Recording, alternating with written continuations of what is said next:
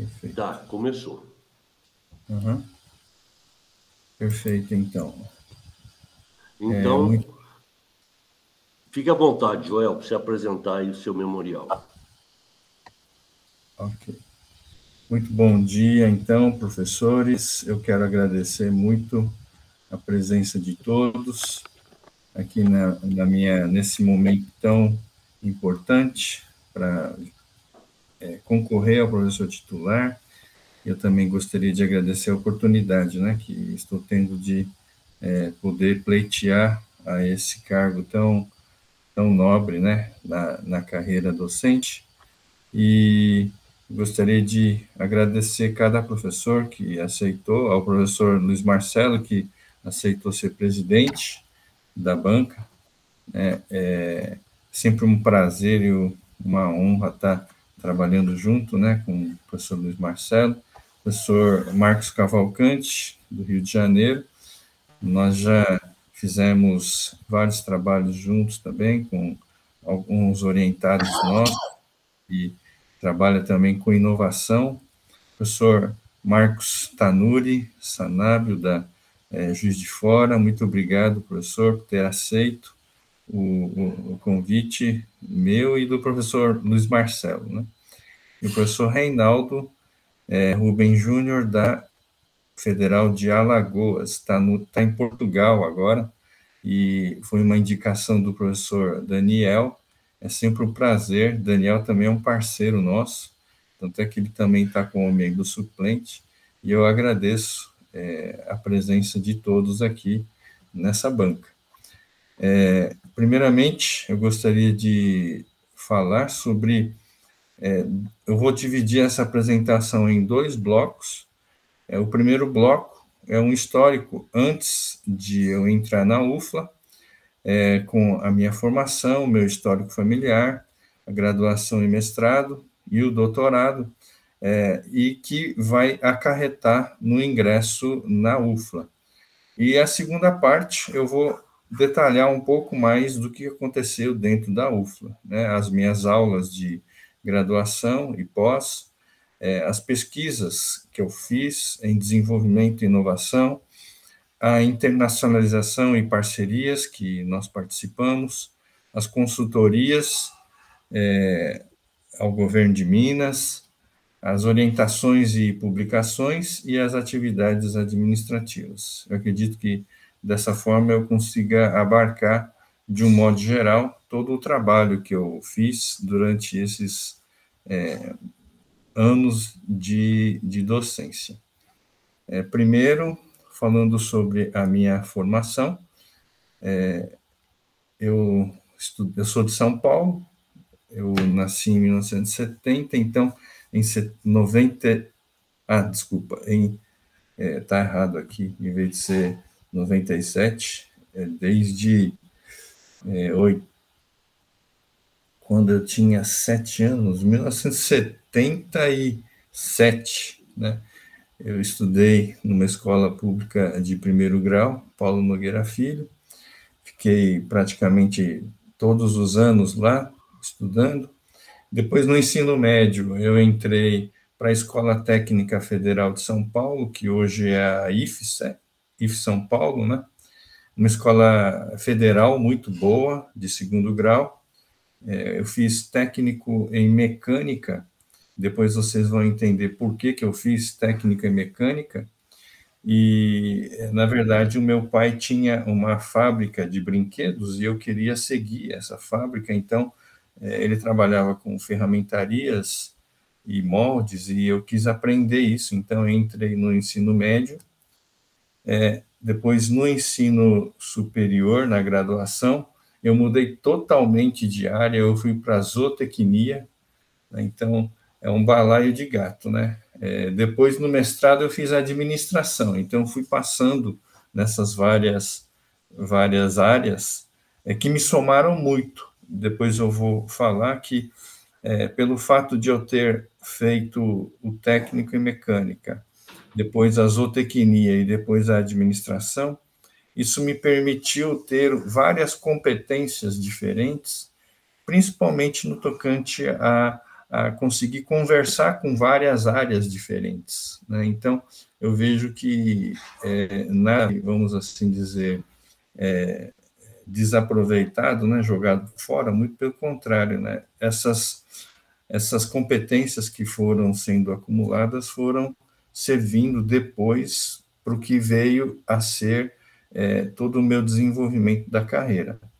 No doutorado, eu fui no Japão, de 2000 a 2005, em administração. Foi aí que realmente eu caí nesse mundo da administração, porque o meu doutorado foi muito na área de administração. No mestrado eu tinha feito administração rural, aqui em Lavras, e de repente eu caí no mundo da Fórmula 1, lá no Japão, que as coisas andam de uma velocidade muito diferente daqui do Brasil. E o pós-doutorado, já como professor, eu fui lá em Wageningen, na Universidade de Wageningen, na Holanda, e eu fiquei pouco tempo lá, foi apenas 3 meses, mas foi uma experiência também incrível que eu tive lá, e eu ainda quero ver se eu tenho uma possibilidade de fazer um pós-doutorado um pouco mais longo, de 1 ano, em algum lugar também. Então, essa é a minha formação. Agora, falando sobre sobre o histórico familiar, como eu falei, eu sou o filho mais velho aqui de 6 irmãos. Aqui nós temos os 5 filhos homens, e está faltando uma menina aqui, que é a filha mais nova. E eu, então, era a pessoa que o meu pai, vamos assim dizer, colocava muita expectativa. Mas, ele tinha essa empresa chamada Plásticos Glória, tem toda essa parte de construção aqui, da fábrica, e a gente fazia brinquedos, e ele trabalhava com sopro, injeção e ferramentaria própria, na própria casa mesmo, na nossa própria casa mesmo. Então, ele era muito bom em fazer os produtos, desenvolvimento de produtos, desenho de produtos, ele era muito bom, e esses são alguns dos brinquedos que nós fazíamos lá em casa. Então, todos os dias a gente voltava da escola e ia trabalhar, né? Então, essa era a nossa rotina da nossa casa, desde pequeno, nesse ambiente de empreendedorismo, e fazendo esse tipo de pintura, de sopro, de tudo que a gente tinha que aprender, né? Então, desde cedo, nós fazíamos toda a produção. Agora, o meu pai, ele era muito bom para fazer o desenvolvimento, a gente sempre ficava vendo ele fazer desenvolvimento de novos produtos, principalmente brinquedos, mas ele tinha um grande defeito, que era a parte da gestão. Os brinquedos, eles têm uma só de final de ano só, então a gente ficava o ano inteiro ajuntando estoques e produzindo para que a gente pudesse só no final do ano consumir alguma coisa, né?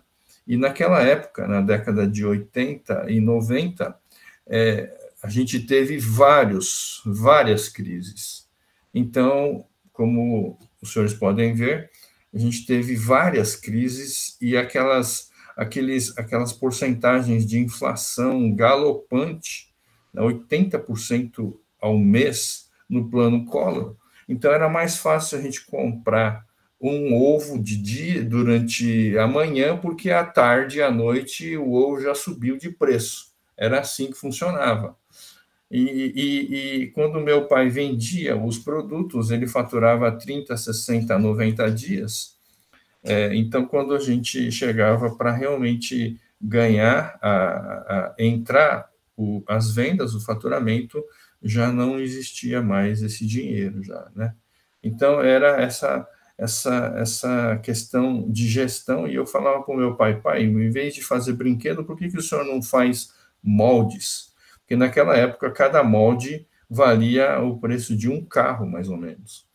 Então, era muito mais fácil de ele fazer o molde do que ficar fazendo brinquedo, mas ele teimava em fazer brinquedo. E como eu era o filho mais velho, meu pai muito japonês, a gente tinha muitos atritos em casa, e aí chegou um ponto de que eu falei, já não dá mais para ficar em casa, eu tenho que sair, né? E eu literalmente eu fugi da minha casa mesmo, peguei a minha mala, a minha roupa, e falei, seja o que Deus quiser, porque eu queria estudar, né? E aí, quando eu estava saindo de casa, minha mãe, que está na foto, falou para mim, né? Ó, estuda até onde você não conseguir mais estudar. Então, essa foi uma palavra que ela falou para mim, e realmente foi isso que acabou acontecendo. Eu estudei até onde eu não pude mais estudar, né? Fui até o pós-doutorado e, graças a Deus, eu consegui fazer isso. Essa foto é uma foto lá do departamento onde eu estudei o doutorado, lá na Osaka University, no departamento de economia, e aqui era a pós-graduação onde nós sempre ficávamos estudando lá, né? Então, essa foi uma palavra que eu recebi da minha mãe e eu fico muito grata, queria honrar ela aqui por essa palavra que ela me falou. E então, por causa disso tudo, eu estava fazendo, como eu disse, eu estava estudando o técnico em mecânica, e foi por causa dessas mudanças que eu vim parar na UFLA, fazendo zootecnia. Eu falei, o que eu vou fazer, né? Eu vou estudar algo que eu nunca vi na minha vida. E aí, olhando o manual do estudante, guia do estudante, eu vi lá que tinha zootecnia, eu falei, eu gosto de animal, eu vou fazer zootecnia na UFLA.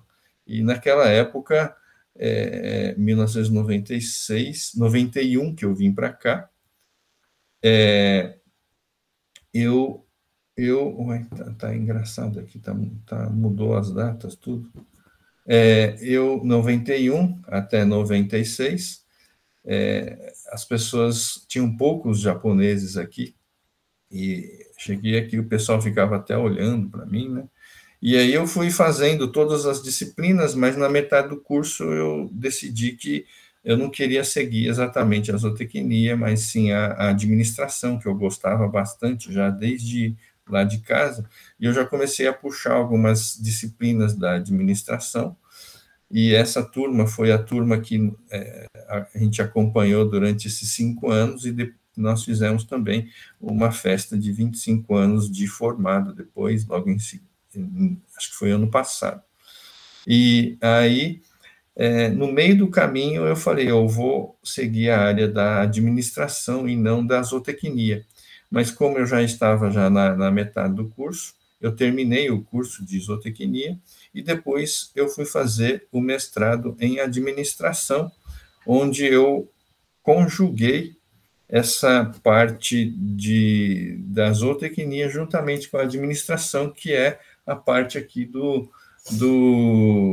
agronegócio, né? Então, eu fiz o meu mestrado no departamento de administração, na época era mestrado em administração rural, e eu fiz aqui com o professor Antônio Carlos, com a dissertação Estrutura de Governança e Coordenação na Cadeia Agroindustrial do Ovo, né?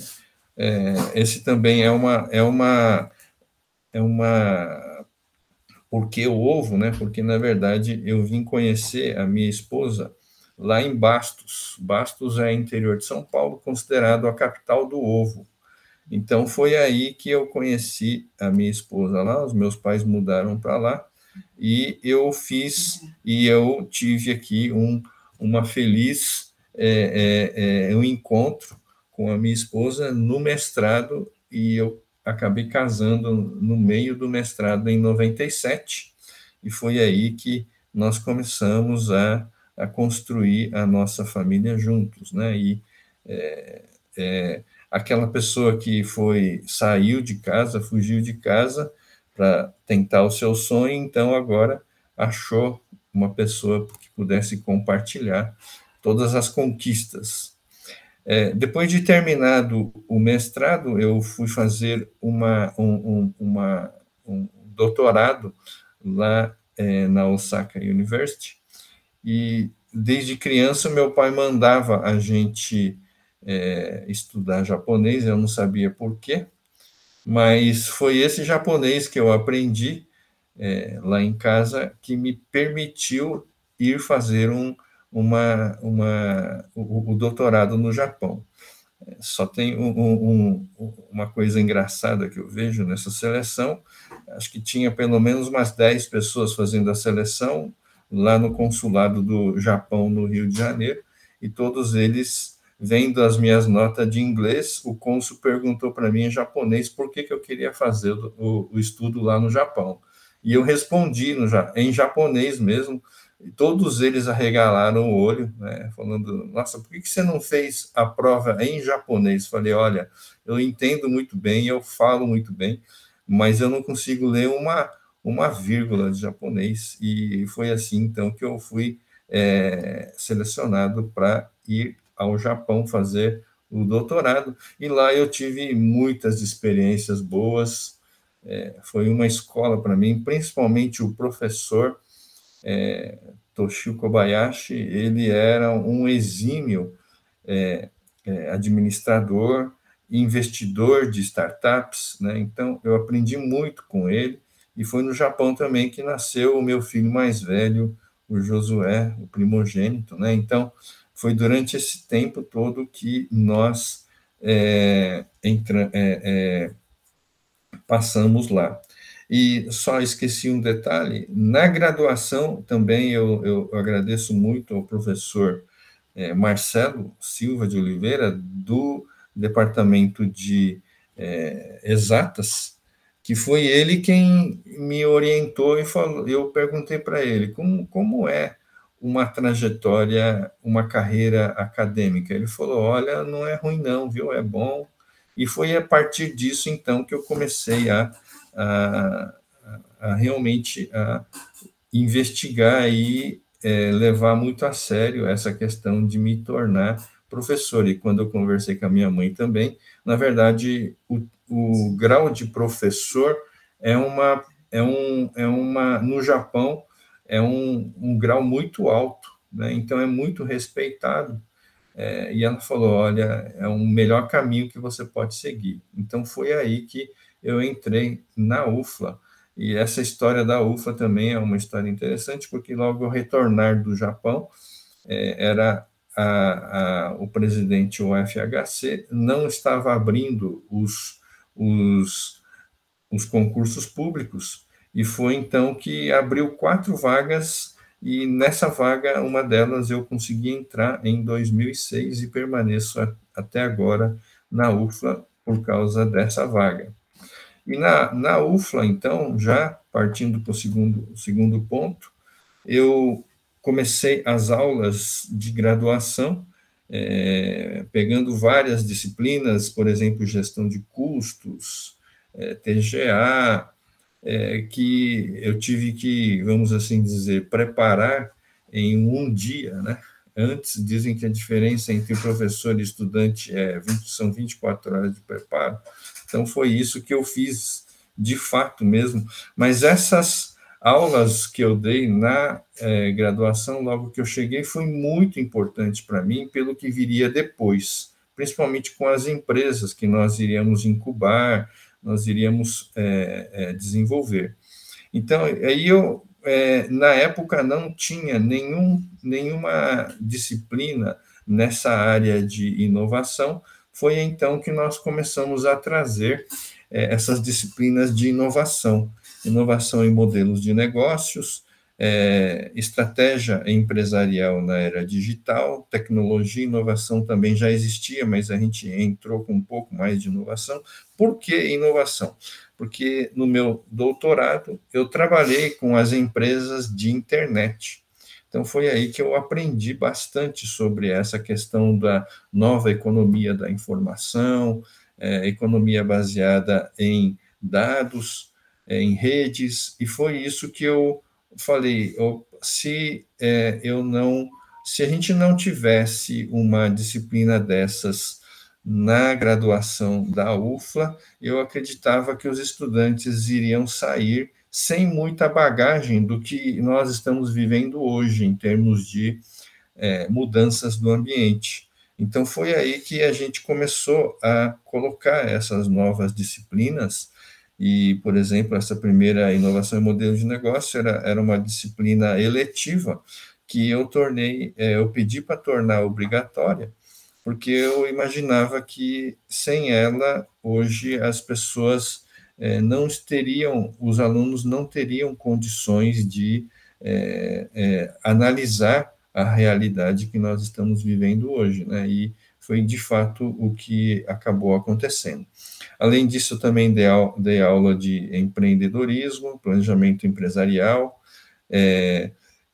estratégias empresariais na era digital. Essa disciplina também eu já coloquei lá no memorial, que eu comecei a dar essa aula como economia da informação, mas as pessoas começaram a sair da disciplina, não pegar essa disciplina, porque achavam que tinha tudo a ver com economia, mas aí eu mudei o nome para Estratégia Empresarial na Era Digital, e até hoje as turmas estão cheias, apesar de ser uma disciplina eletiva.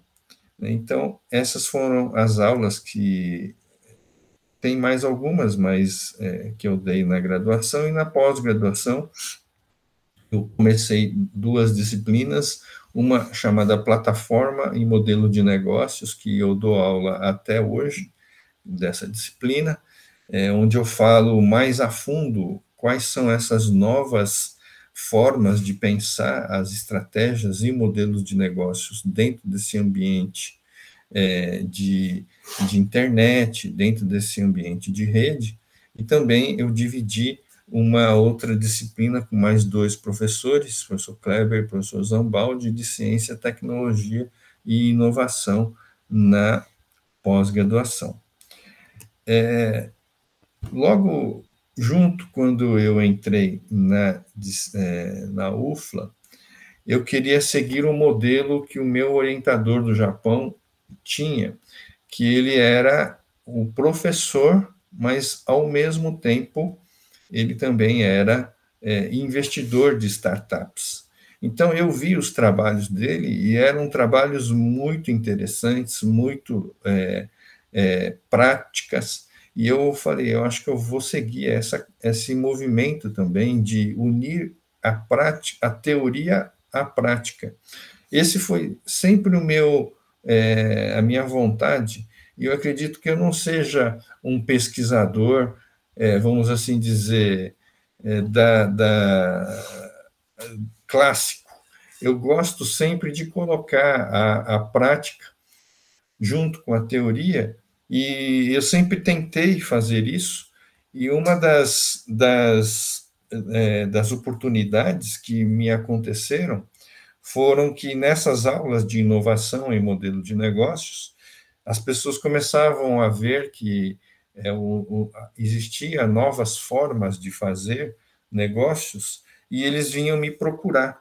E foi aí, então, que eles me procurando, eu tive algumas oportunidades para criar startups, e foi aí que, então, me abriu novamente, aqui em Lavras, toda essa possibilidade de começar a conversar as palavras que nós conversávamos lá no Japão, que é startups, captação de recursos, venture capital, pitches, aceleração, e aí eu fui entrando nesse mundo de desenvolver não apenas a teoria, mas sim a prática nas pesquisas.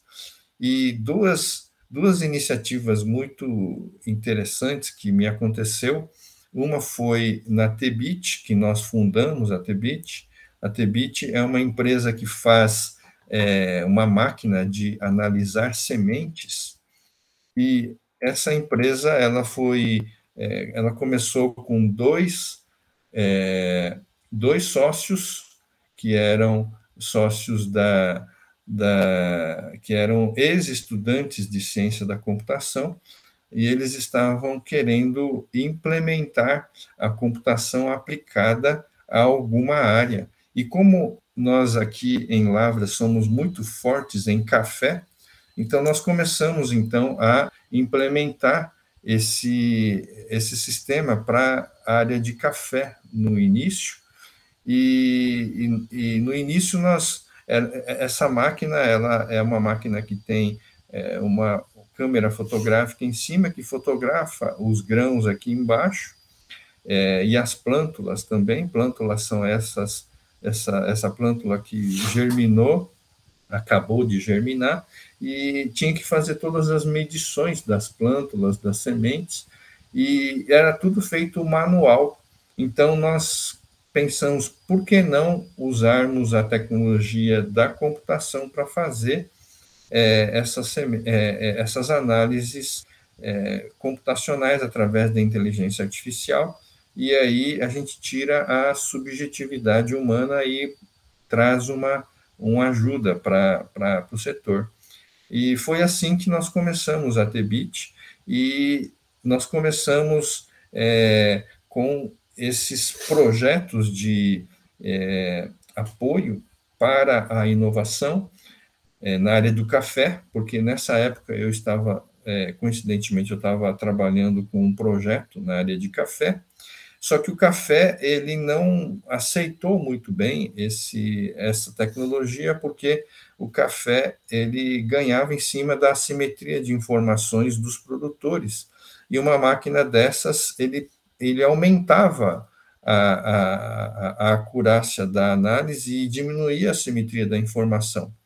E aí nós tivemos, então, que pivotar para a área de sementes. Foi aí que a gente conseguiu muito êxito nessa área de sementes. Hoje, nós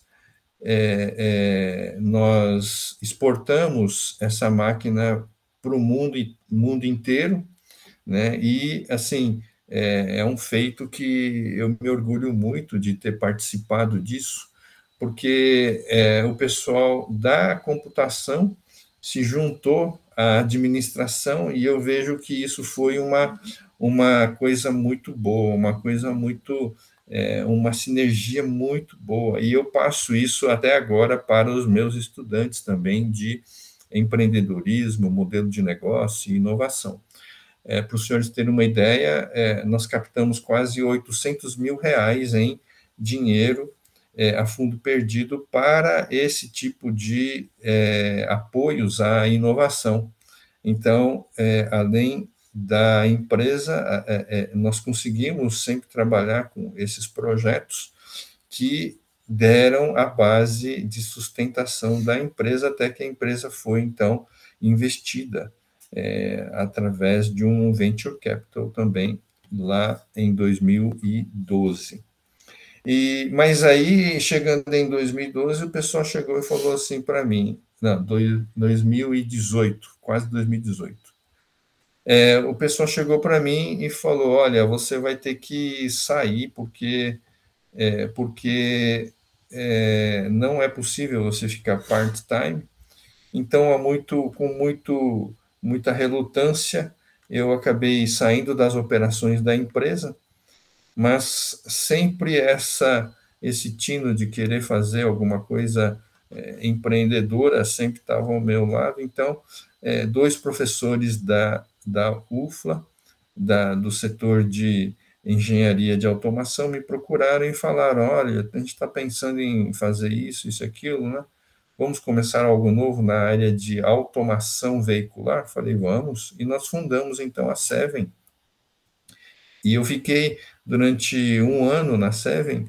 Também foi uma experiência sensacional, desenvolvendo projetos, aprovando projetos na FAPESP, fazendo apresentações, e com isso a gente criou esse box, Seven Box, e desenvolveu toda a parte de rastreamento de veículos montando o modelo de negócios, conversando com mentores aqui, o João Lencioni, e foi aí que nós tivemos essas experiências muito boas também.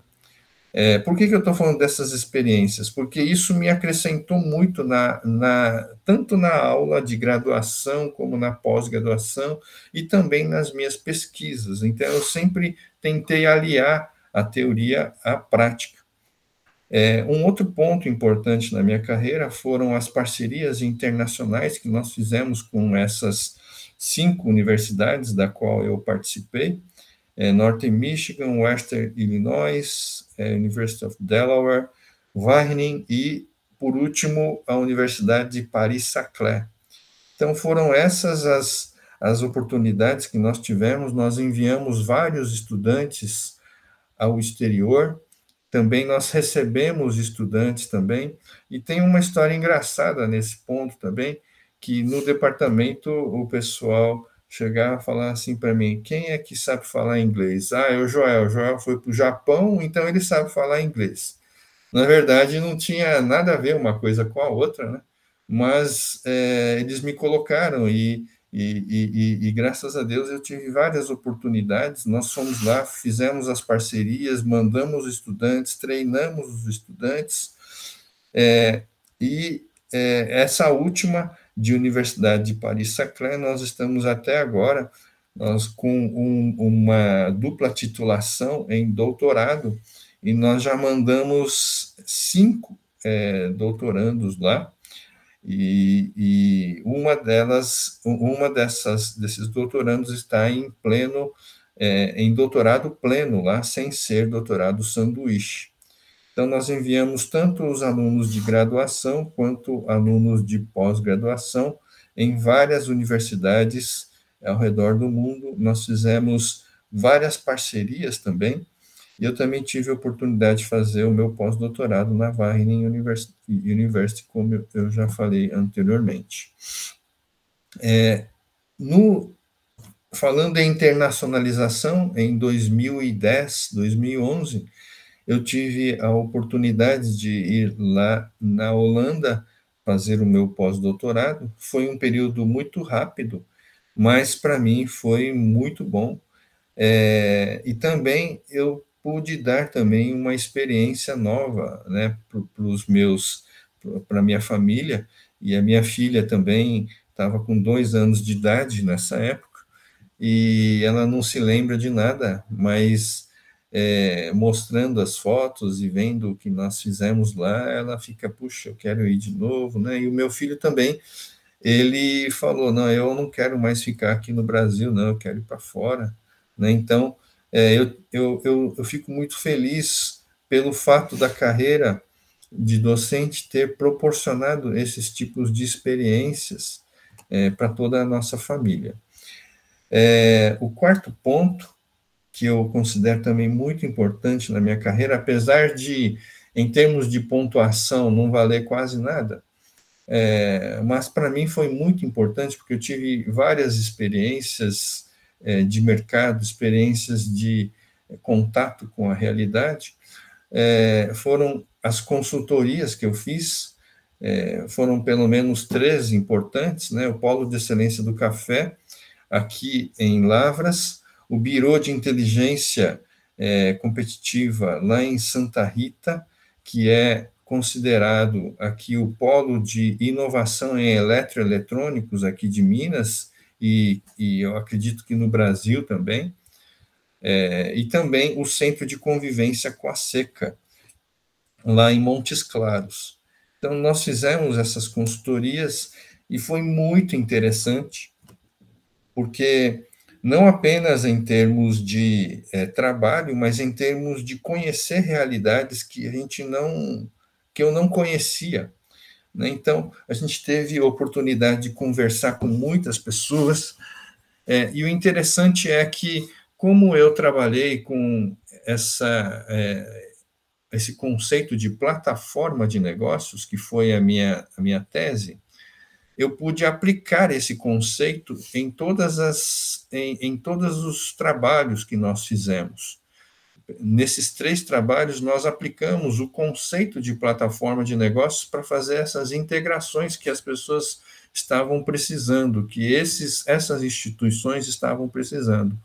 Então, foi muito interessante ver que aquilo que nós produzimos de conhecimento é possível ela ter uma aplicação direta para mudanças de realidades, né? Então, isso foi uma coisa muito boa para mim, além de, claro, a gente ter muitos estudantes trabalhando junto, projetos, aprovando projetos também, que foi uma forma de a gente conseguir sempre aliar a teoria à prática e sempre vivenciar esses vários momentos de aprendizado extra-aula, extra-classe, né, no caso. E, com isso, eu tive a felicidade de orientar muitas pessoas, 24 estudantes de estágio supervisionado, 21 estudantes de iniciação científica, 19 estudantes de pós-graduação lato sensu, 13 mestrados, 5 doutorados e 1 pós-doutorado. E eu também fazia questão de, por exemplo, num levantamento de dados de um orientador, de um orientado, por exemplo, eu fazia questão de ir junto com ele visitar, por exemplo, a Fiat aqui em Betim, quando ele estava fazendo o trabalho sobre a tecnologia Flex, né, por exemplo. Eu fazia questão de visitar os campos de cafezais para quando os orientados estavam trabalhando com café, ou eu visitava as usinas de cana-de-açúcar quando os orientados trabalhavam com cana, porque eu sempre via, eu sempre queria saber como era como é que a gente poderia aplicar os nossos conhecimentos nessas áreas. E eu aprendi lá no Japão que os laboratórios, lá no Japão, mesmo nas áreas sociais, eles trabalhavam em forma de laboratórios, em que um estudante ajudava o outro e todos se reuniam com os professores.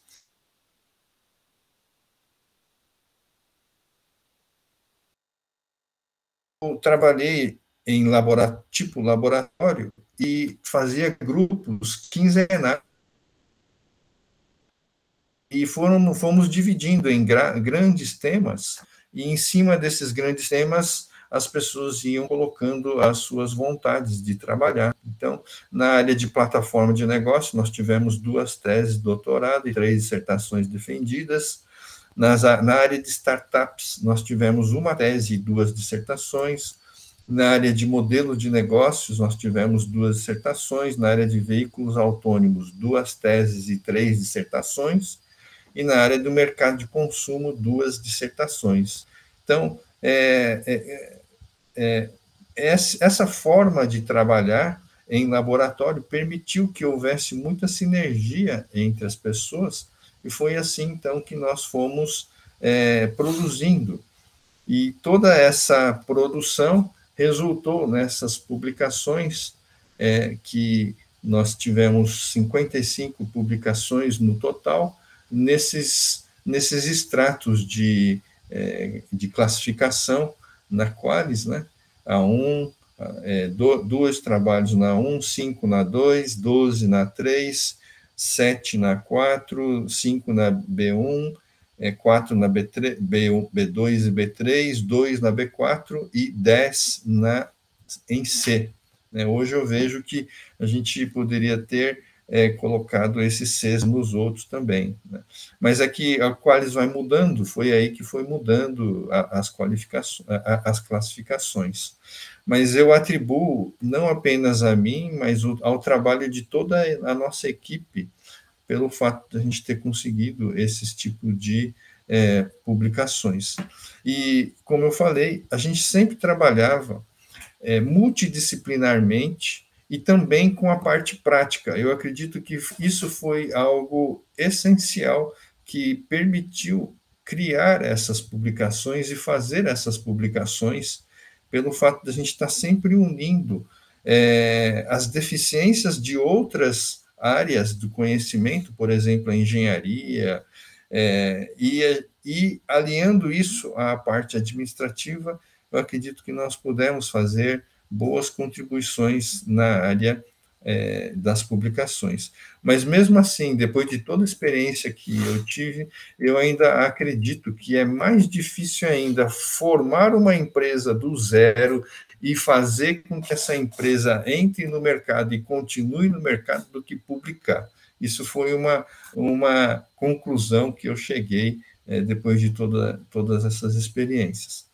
Partindo, então, para a área administrativa, que também é uma das partes que nós, docentes, temos que executar, eu trabalhei em vários colegiados de cursos de sistema de informação, primeiramente. Também eu fui coordenador da pós-graduação Lato Sensu na área do agronegócio, gestão do agronegócio. Participei também como colegiado do curso de administração, ajudei na PROEC, que é a Pró-Reitoria de Extensão e Cultura daquela época, eu fui coordenador de programas e projetos, participei também do CUNE como representante dos professores associados, da classe de associados, no Conselho de Curadores, e também eu fui presidente de uma escola, que é uma escola de fundamental, que fica dentro da UFLA, chamada CEUFLA. Também foi uma experiência assim, sensacional para mim, né, estar lidando também com a parte administrativa de uma escola fundamental, e também ajudei o professor Daniel na área do programa de pós-graduação em administração, sendo coordenador adjunto, principalmente nessa questão de internacionalização. Então, nós conseguimos, com isso, ajudar bastante, nós publicamos bastante internacionalmente, enviamos estudantes, recebemos estudantes, e toda essa experiência que nós tivemos contribuiu para que pudesse equilibrar essas três áreas, né? Ensino, pesquisa e extensão. E aí, finalmente, quando a gente faz a soma das pontuações, tanto no ensino, a gente teve 373 pontos, 100% seria 350, em pesquisa e extensão, nós tivemos 488 pontos, 100% seria 200, e a parte administrativa 47,4 pontos, sendo que 100% seria 14 pontos. Tudo isso foi baseado na resolução CUNE de 31 de 11 de julho de 2014. Então, para finalizar, eu não tenho como deixar de agradecer toda a minha família que participou junto, que com certeza tiveram que deixar muitas horas quando eu estava nervoso, quando eu tive que entregar os relatórios de projeto, quando eu tive que viajar para levantar os dados. A minha família, eu acredito que foi o meu suporte durante todos esses anos, e eu queria só complementar aqui com esse versículo que está escrito na Bíblia, que fala assim: estejam unidos em amor e alcancem toda a riqueza do pleno entendimento, a fim de conhecerem o mistério de Deus, a saber, Cristo, em quem estão escondidos todos os tesouros da sabedoria e do conhecimento.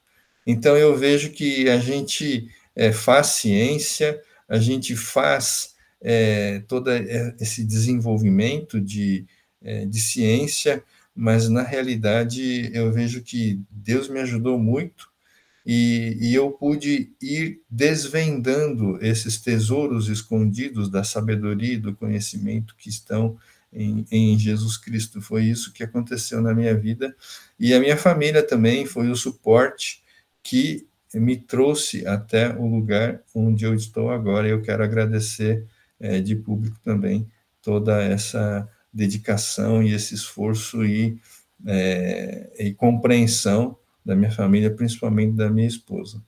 Então, é isso que eu gostaria de apresentar. Agradeço mais uma vez a oportunidade.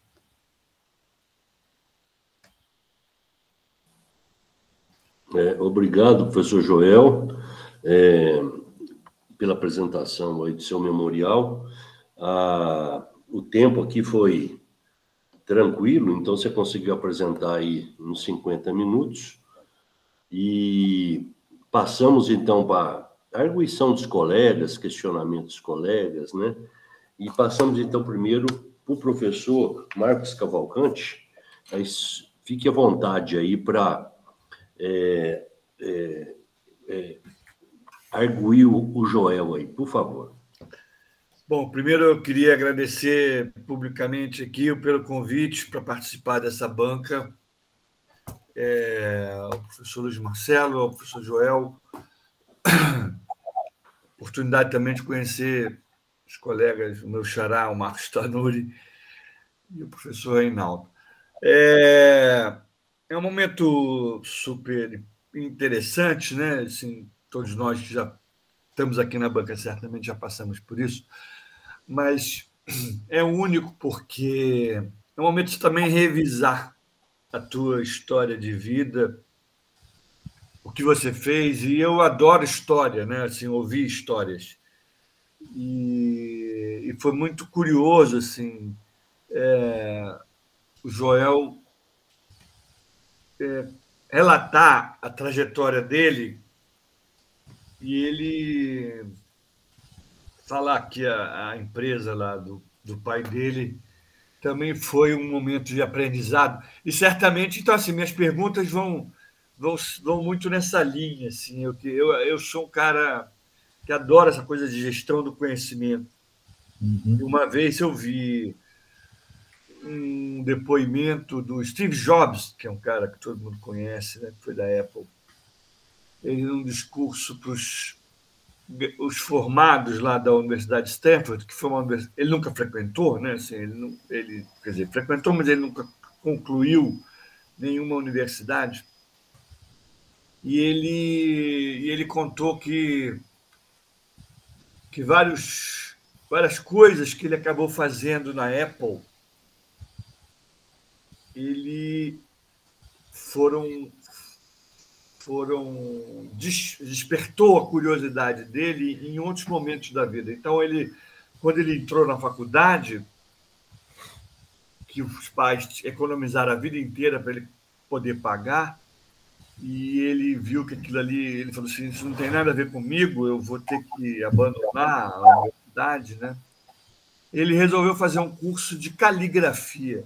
Ele viu uns cartazes espalhados pela universidade, uma caligrafia muito bonita, e ele resolveu fazer um curso de caligrafia para desenhar, para escrever com letras diferentes. E nesse curso de caligrafia ele aprendeu que existiam diversos tipos de letras, né? E ele relata e diz isso claramente, que ele falou assim, o Apple, na hora que eu fui construir o Apple, o computador, a primeira coisa que eu pensei foi que seria legal se a gente tivesse vários tipos de letra num computador. E eu afirmo isso aqui com tranquilidade, assim, a gente só tem isso hoje. Os computadores, você tem lá vários tipos, né? Serif, bold, aqueles vários formatos de letra só existem nos computadores que a gente usa hoje em dia porque o Steve Jobs, em algum momento da vida, fez o curso de caligrafia, senão a gente provavelmente não ia ter isso. Então, assim, uma coisa que na época que ele fez, ele falou assim, para que serve isso? Para que me serve fazer um curso de datilografia? Nada, não serve para nada. Até porque a gente estava inventando computador, tudo isso. Mas ele acabou usando. Então, a minha primeira pergunta, eu queria saber, para que serviu a tua experiência na fábrica do seu pai na hora de fazer essas empresas aí que você fez? Você ajudou a fazer? Perfeito. Tava dentro de você isso? Como é que foi? Tenho mais curiosidade de saber assim, o que te motivou a essa coisa, além da experiência no Japão também. Enfim, você foi juntando vários pontinhos, né, na sua vida, várias experiências na sua vida. Eu queria que você falasse um pouquinho mais sobre isso. Boa pergunta, professor. Quando eu fiz técnico em mecânica, zootecnia e depois administração, olha só que coisa interessante. E depois lá no Japão também, quando eu fui trabalhar com esse pessoal da computação, nós começamos a trabalhar com agricultores, com pessoas que trabalhavam com agricultura, com sementes. Nós começamos essas empresas, a Tebit, não tinha ninguém para fazer o departamento comercial, que é a venda. E aí eu falei, então está sobrando para mim, né? É o único que tem aí condições de sair por aí vendendo, e eu saí vendendo as máquinas no Brasil inteiro. E é interessante, professor, que toda essa bagagem que eu tive nessas várias áreas, eu conseguia conversar com os produtores de igual para igual, porque eu estudei fisiologia vegetal, estudei fisiologia animal, estudei bioquímica, estudei genética, estudei também, e junto com isso eu conseguia conversar, inclusive, com os desenvolvedores de software, porque eu tinha estudado toda a parte de matemática, toda a parte de lógica na área do técnico que eu fiz em mecânica, e isso tudo conseguiu me trazer esses tipos de competências, porque para ser comercial lá da Tebit, a gente tinha que ter 3 áreas de conhecimento. A área de vendas, que é a área administrativa, a área agronômica e a área de computação. E a gente tinha que ligar essas 3 áreas diferentes. Tanto é que as pessoas que vieram depois de mim sempre iam em 2 pessoas para conseguir fazer essa parte comercial, porque ia uma pessoa técnica e uma pessoa de vendas, porque eles não sabiam comunicar. Mas por causa dessa diversidade, e hoje eu vejo que isso foi muito bom para mim, na hora de construir essas empresas, porque eu via que um administrador, um CEO, ele precisa fazer muito essa ponte entre o mercado e a tecnologia, porque eu via também outras empresas, outras startups, que não conseguia fazer isso porque o time era só de especialistas técnicos. Os técnicos, eles não tinham essa bagagem administrativa para conseguir fazer essa ponte de ligação. E foi exatamente nisso que eu me concentrei, inclusive nas minhas pesquisas, porque tudo isso foi somando uma coisa com a outra, e a insatisfação que eu tinha lá na época, quando eu tinha os meus 18 anos na fábrica do meu pai, vendo que as coisas não iam para frente, e o meu pai comprava polietileno e deixava de comprar comida em casa, porque não tinha comida, né? Porque a inflação comia tudo. Mas hoje eu entendo polietileno. Então, quando as pessoas perguntam para mim o que é polietileno, eu sei o que é, porque eu trabalhei com isso. Quando as pessoas perguntam o que é um torno, eu sei o que é um torno, porque eu trabalhei com isso. Ao mesmo tempo, as pessoas perguntam como é que funciona a fisiologia de uma semente, eu consigo entender, porque eu estudei tudo isso.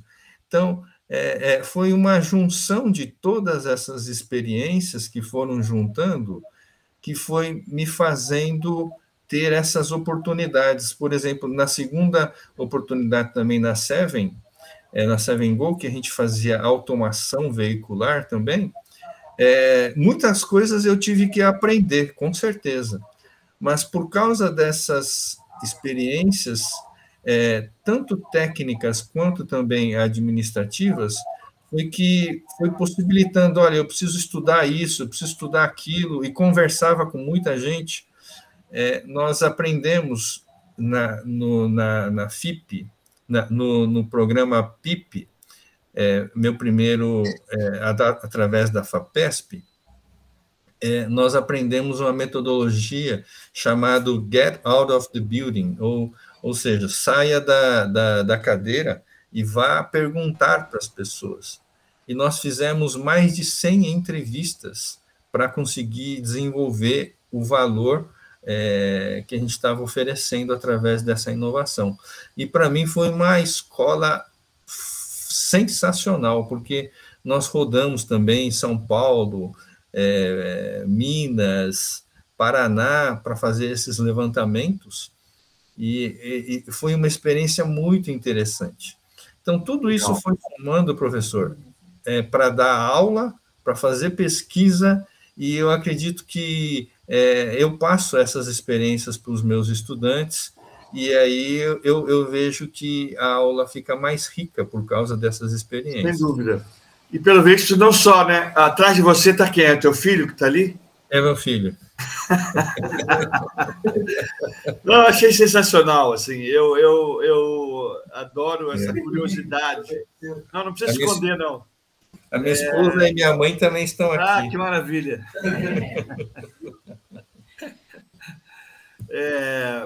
E acho um crime, assim, a gente montar um modelo de universidade como a gente tem no Brasil, onde a gente, ao invés de estimular essa multitude de interesses das pessoas, a gente tenta especializar o cara desde jovem, sabe?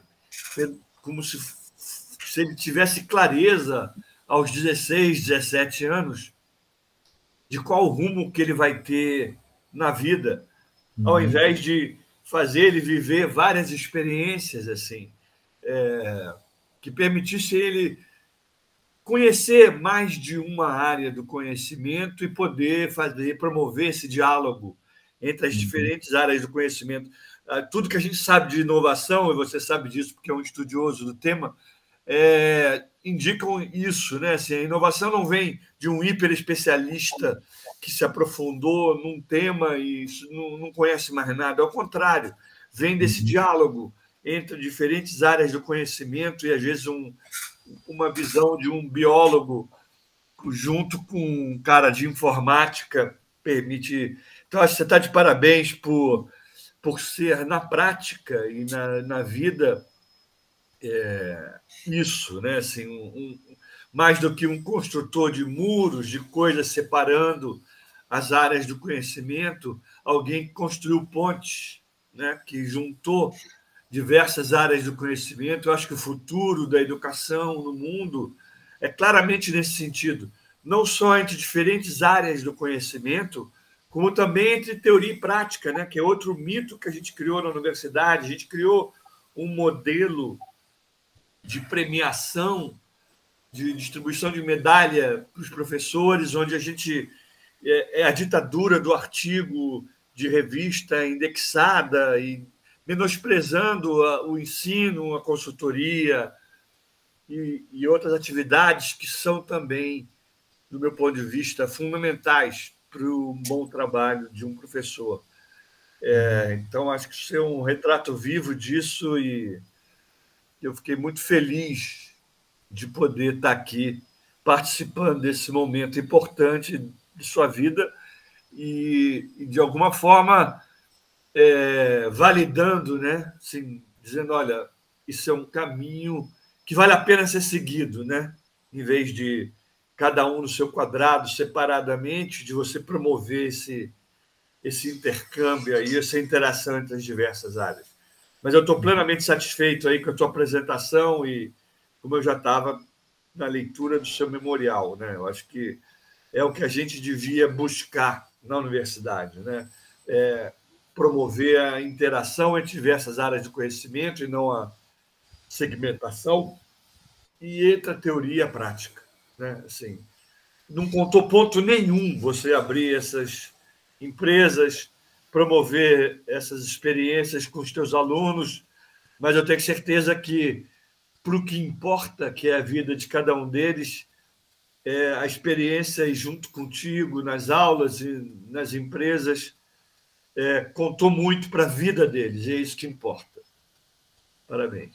Obrigado. Obrigado, professor Marcos Cavalcante. Joel, você gostaria de fazer mais algum comentário na fala do professor? Não, só dizer que, assim, eu sofri um pouco, viu, para fazer isso.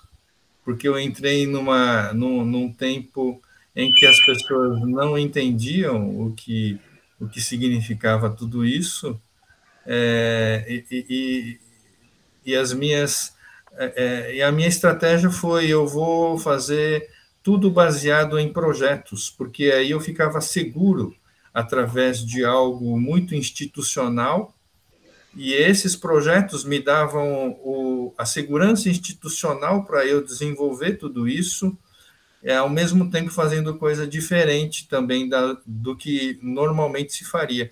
E é interessante que hoje eu vejo que a universidade está se despertando para isso. Mas, no caso... muito lentamente, mas você tem razão, é muito duro.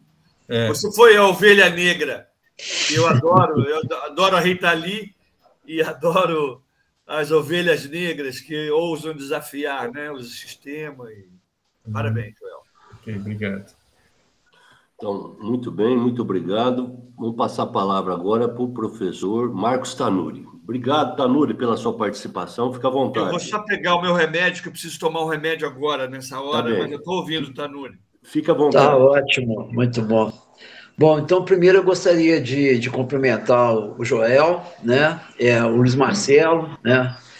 Meu eterno orientador, né? No qual eu tenho muita alegria de estar sempre com ele, sempre agradecendo. Queria também saudar o professor Marcos Cavalcante e o professor Reinaldo, que acompanha essa banca, né, de titular. E, Joel, eu queria também saudar a sua família, que está toda do lado lá, te escutando aí, né? Então, um abraço para eles todos aí, viu? Um abraço a todos.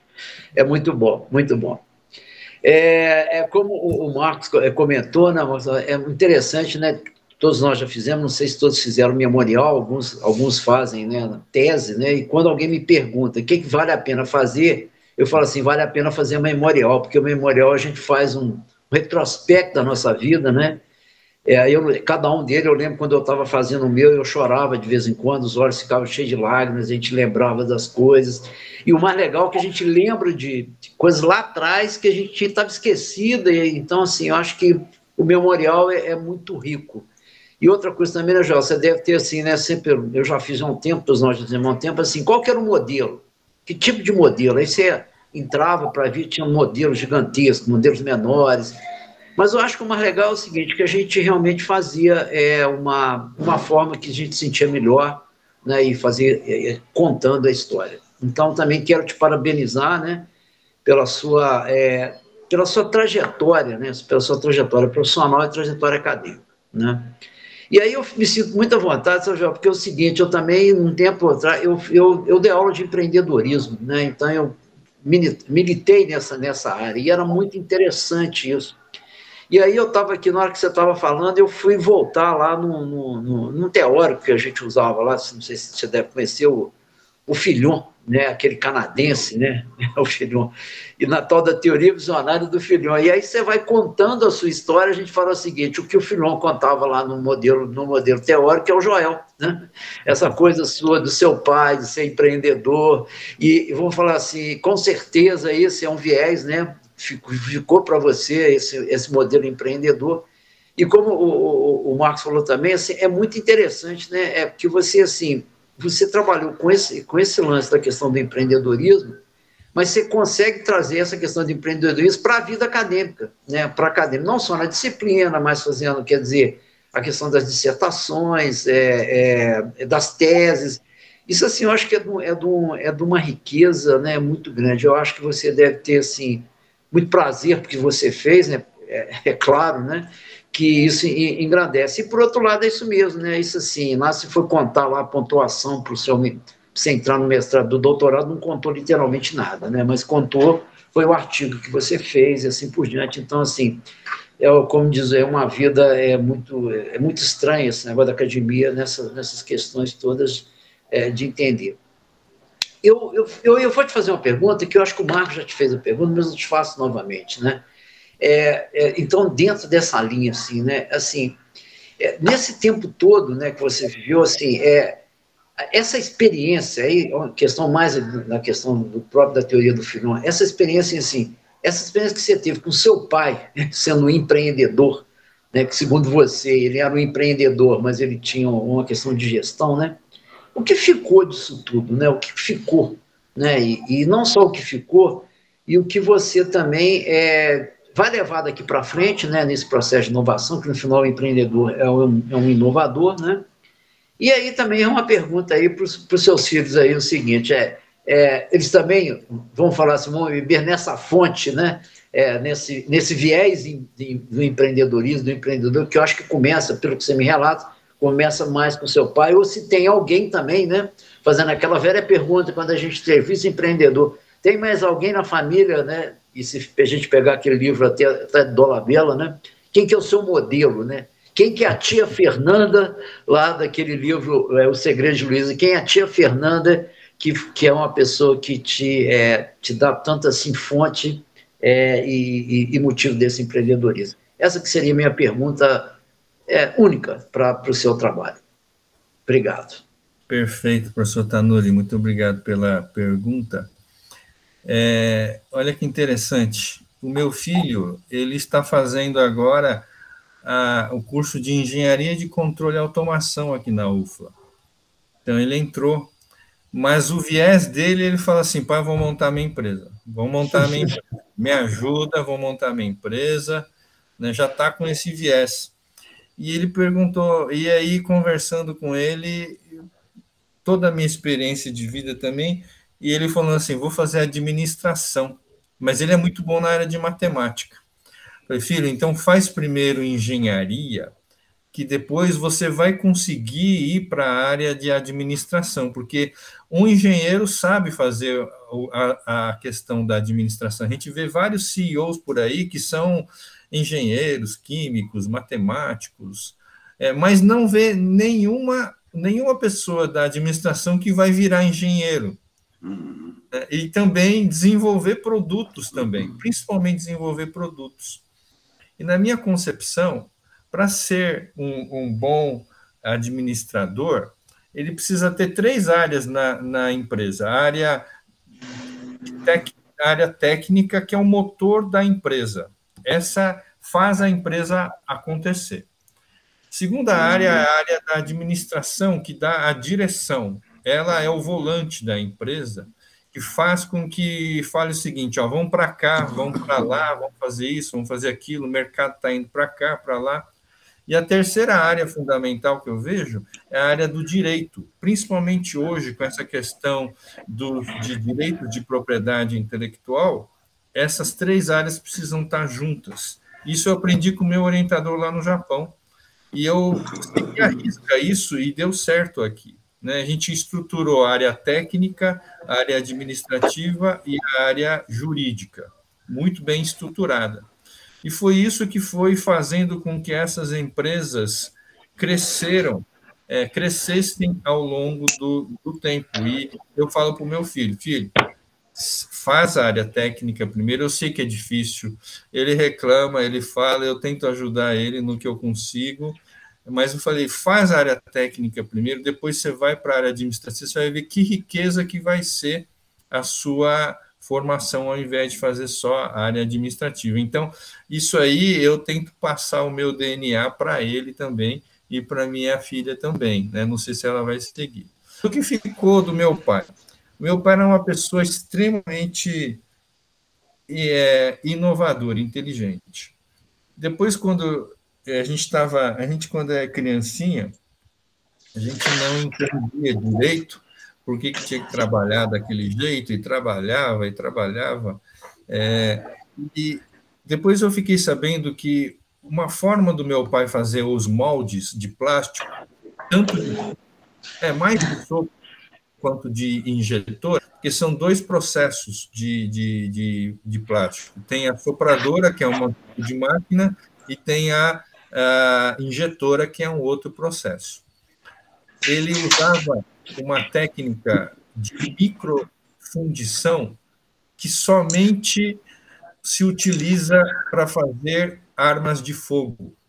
Então, ele aprendeu sozinho a desenvolver toda essa parte de microfundição em Zamac, que é uma liga metálica, e ele faz não é aquela fundição com o molde, com areia, não, é uma microfundição extremamente delicada para ele fazer esses moldes. Ele era muito bom nisso. Então, depois, quando a gente já toma um pouco mais de consciência do que ele fazia, a gente começa a perceber, olha, meu pai era um gênio mesmo, hein? Ele fazia essas coisas assim, apesar do temperamento dele ser assim péssimo para lidar com ele, mas eu começava a perceber que ele tentava, no que ele conseguia, ele era um inovador, porque ele trazia essas tecnologias, aprendia sozinho essas tecnologias, sem, primeiro, vindo do Japão e falando japonês. No Brasil, tentando fazer uma fábrica dar certo em japonês e fazendo ele, meu tio era um comercial, como desenvolver uma empresa em outro país sem falar a língua daquele país. Então, eu vejo que foram vários desafios que hoje, quando a gente começa a ter consciência, vai ficando na gente. E a gente fala, puxa, ele teve que superar essas dificuldades, aquela dificuldade, e tudo isso foi servindo também para as empresas que a gente foi fazendo e também para o desenvolvimento das disciplinas, dos artigos, das orientações.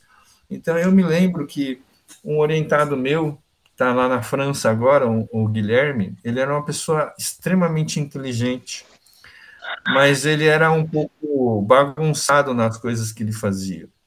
E já perto do final da orientação, ele não tinha ainda conseguido desenvolver o trabalho dele. E eu chamei ele na chincha e falei, Guilherme, desse jeito você não vai conseguir, não.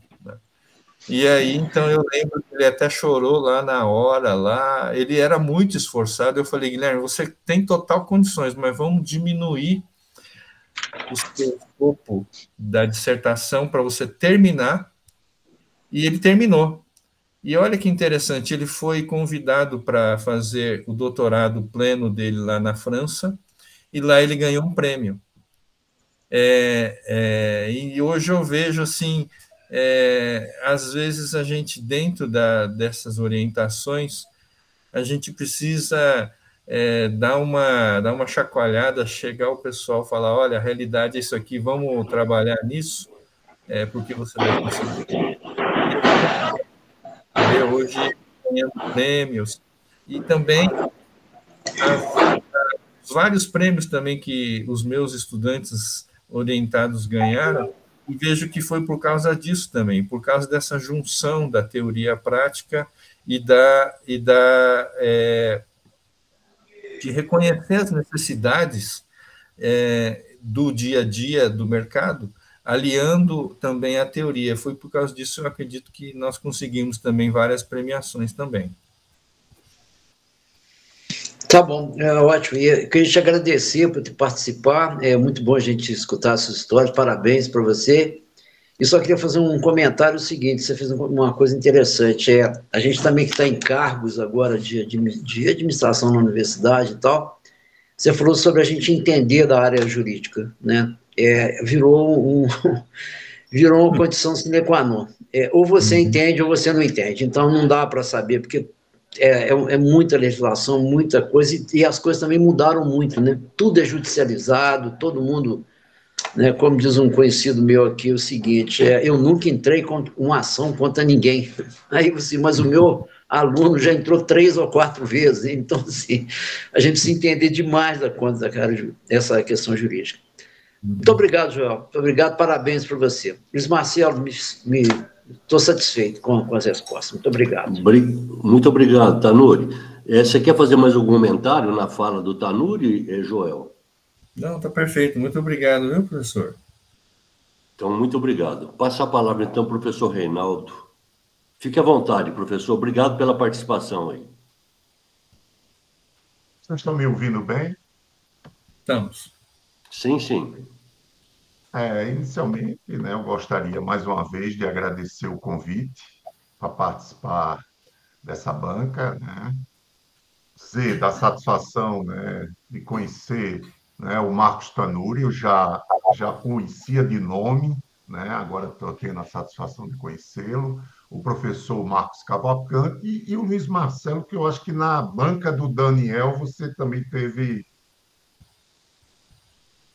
se não me engano, né?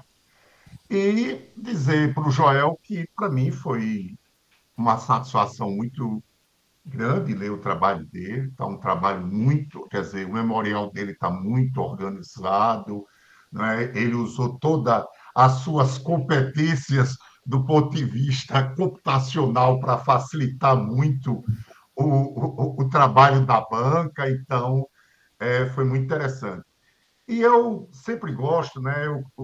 Tanto o Marcos como o Tanuri, como o Cavalcante, chamaram a atenção para um aspecto que eu acho muito interessante do modelo do memorial, que é essa possibilidade da gente fazer a seguinte pergunta: valeu a pena?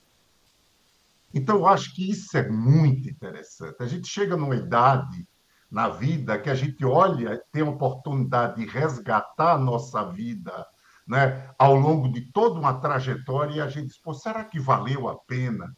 Né? Será que realmente, se eu pudesse voltar no tempo, eu faria tudo de novo?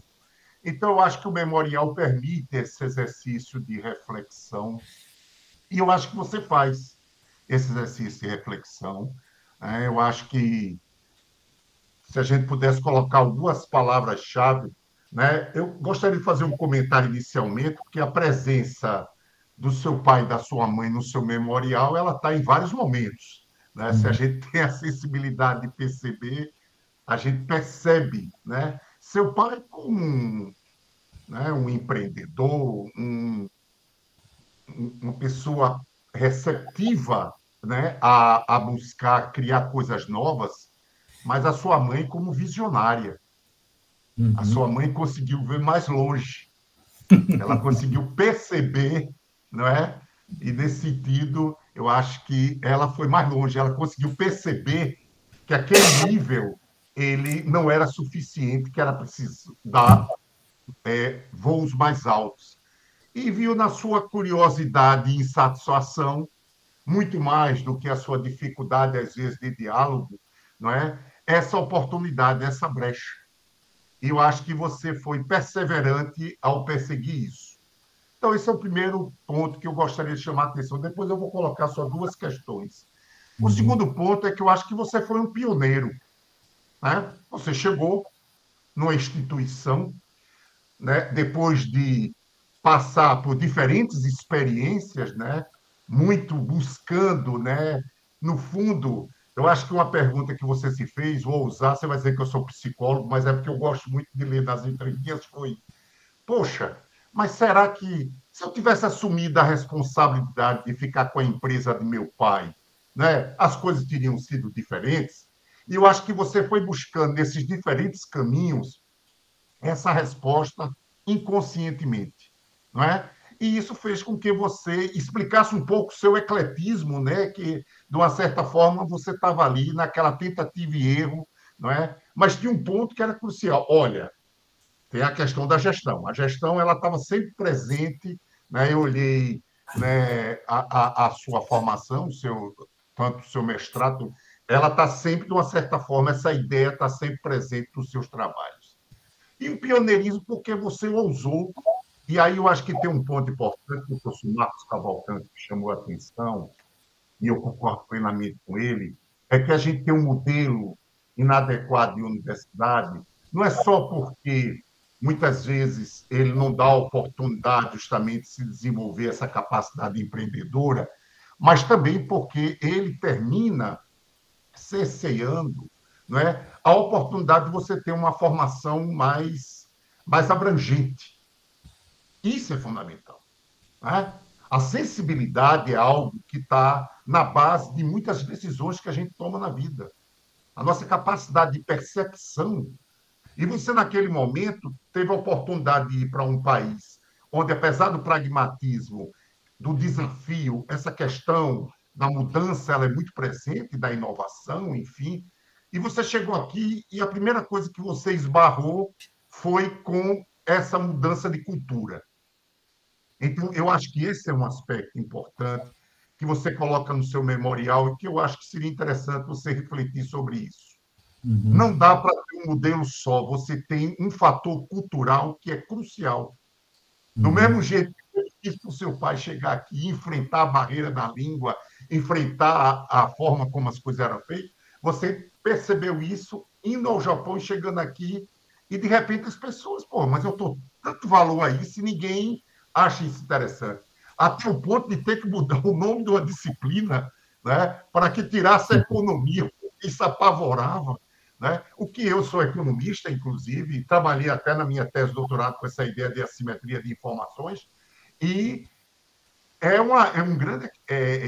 Se deve aos economistas, que passaram a ideia de que a economia é uma ciência exata, que só tem um único modelo, e que, uma vez você não entender naquela parafernália toda, você não tem condições de ser economista, pelo contrário.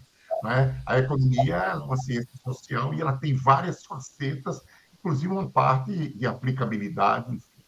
Então, pioneirismo. E você foi aos poucos vencendo isso. E eu acredito que, nesse sentido, você teve uma contribuição importante a dar à universidade por trazer a necessidade desse olhar da inovação.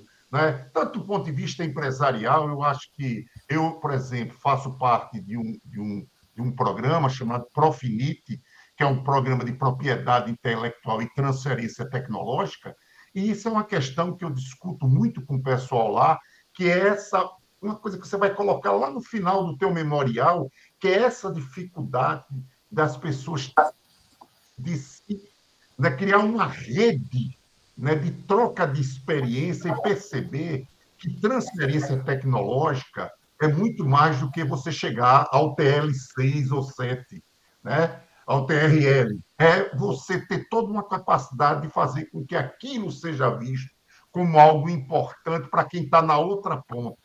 Né? E a gente simplesmente acha que muitas vezes é um problema da melhor tecnologia, de você calibrar um parâmetro, enquanto que não. Às vezes a questão está na dificuldade de você transpor a barreira da aceitação da sociedade do cliente, que muitas vezes tem a ver com um padrão cultural de sociedade, onde aquilo termina sendo, e não uma coisa estritamente micro, não é?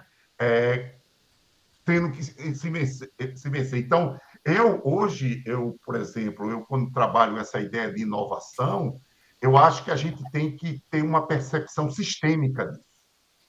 Eu acho que a gente ganharia muito se a gente saísse do universo do setorial, do problema da empresa, do mercado específico, para uma visão mais sistêmica, não é? De um ambiente que termina favorecendo, talvez, o primeiro passo importante para uma verdadeira transformação, que é a mudança de modelo mental e a questão cultural. Mas você vem perseverando nisso, né?